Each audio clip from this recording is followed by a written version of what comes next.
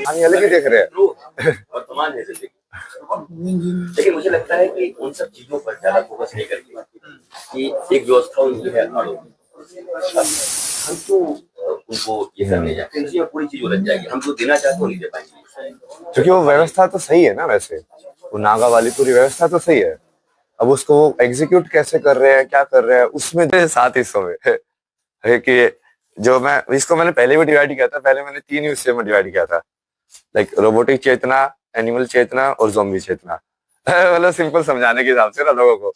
अब जैसे उसको थोड़ा और अलग उसको डाला है कि अब ये जैसे इसको मैं ये बुद्धा लैंड बोलता हूँ, ये वाली पूरा जो जापान फिलीपींस ये जो एरिया ना, अब उनके अंदर उनकी चेतना किस टाइप की है, वो कहाँ पे अटके हुए हैं, उनको कैसे ऊपर ठीक करना है, ऊपर कैसे उठाना है।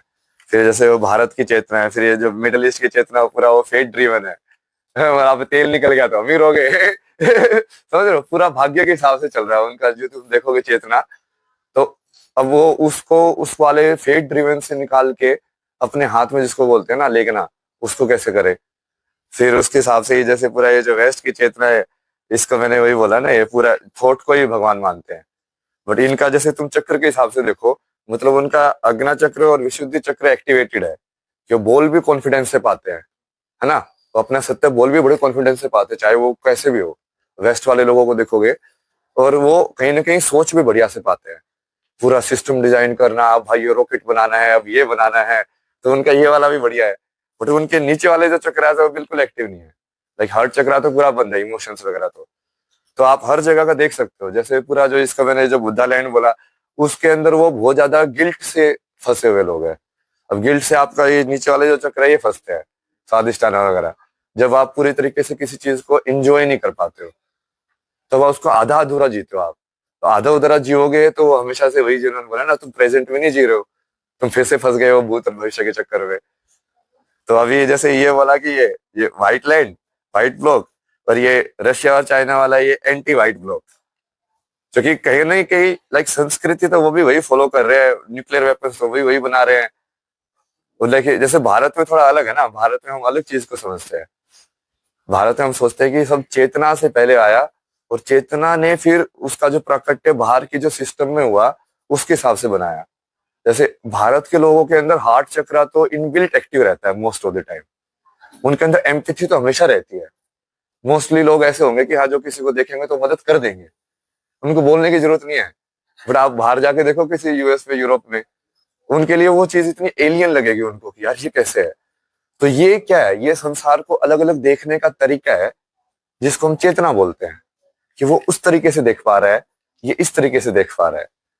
तो ये पूरा का जो, यदि तुम सारे चक्र को, सारे ज्ञान को एक करोगे, तब जाके वो आध्यात्म वाला शिव तुमको तत्व प्राप्त होता है। मैं तो बोल ही रहा था यार, यार राधा तो है ही लक्ष्मी ना, उनको रानी बनाने का क्या मतलब।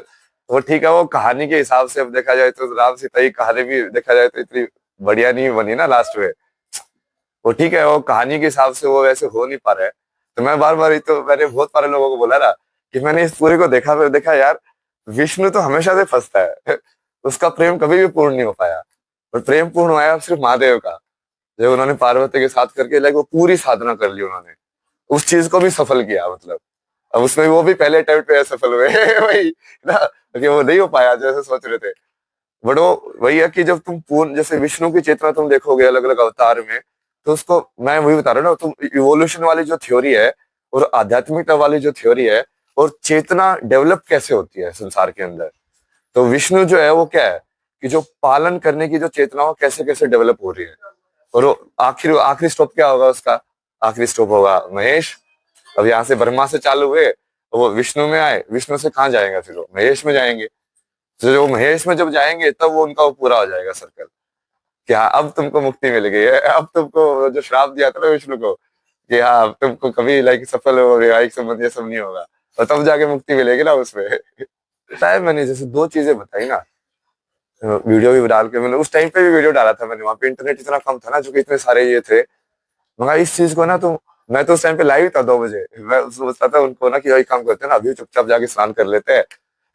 कोई नहीं आएगा। फिर मैंने वो लाइव किया तो वो लोगों ने बताया कि भगदड़ हो गई है। फिर वहां चलो अब कहीं नहीं जाते हैं, मैं बाहर जाऊंगा तो पता चला और ज्यादा डिस्टर्बेंस क्रिएट होगी। लोगों को भाई सेटल करने दो। उसमें मैंने बनाया था कि इसको दोनों तरीके से देखो ना। अब उसको तुम एक साइड से ऐसे भी नहीं देख सकते कि यार जीना मरना, यदि उसको तुमने इतना सीरियसली देख लिया। जैसे एक एग्जांपल दिया था मैंने, जैसे रामायण में जब राम लड़ाई लड़ रहे थे, तो क्या वानर मर रहे थे हर रोज? क्या उनके सामने मौतें नहीं हो रही थी? हो रही थी ना। क्या वो उस मौत से विचलित होकर अपना तीर कमान भूल जा रहे थे? नहीं भूल जा रहे थे ना। बट क्या उनके अंदर संवेदना नहीं थी? संवेदना थी ना। अपने प्रति भी नहीं, दूसरे वाले जो मर रहे हैं उनके प्रति भी थी। तो वो दोनों साइड से यदि आप ये देखोगे कि कई बार आपको वो चीज करती भी रहनी पड़ती है धर्म के हिसाब से, कि हाँ पीछे वाली चीज में इतना ना फंसो, अब इसमें कैसे ठीक कर दिया जा सकता है। बट वो भी ये नहीं मीन करना कि जो लोगों का दुख है अब उसको तुम नजरअंदाज कर दो कि नहीं ये तो हुआ ही नहीं, ये तो मोक्ष ही मिल गया इनको, तो हाँ ये तो बढ़िया काम हुआ इनके साथ। वैसा भी नहीं कर सकते ना यार, वो दुख तो हो रहा है ना उनको। अब उसका भी तो तुम देखोगे ना, उनके भी तो साथ बैठोगे।